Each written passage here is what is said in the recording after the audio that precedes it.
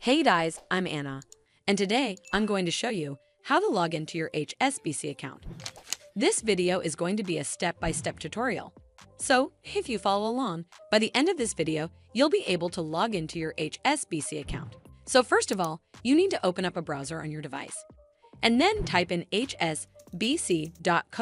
in the URL bar at the top, and then hit enter. It'll take a bit to load up the website. And once you're on this webpage, click on this login button right over here. It'll then take you to this login page. Over here, you simply need to enter in your HSBC account login credentials. As you might already know, that passwords are case sensitive, so make sure that your caps lock key is turned off. And lastly, click on the login button and you're done. Also, it might ask you for OTP at times, so make sure to have your phone or email ID handy. Well, that's how you log into your HSBC account. I hope you found this video helpful, and if you did, make sure you give it a thumbs up to see more videos like this, and don't forget to hit that subscribe button. We'll see you in the next one.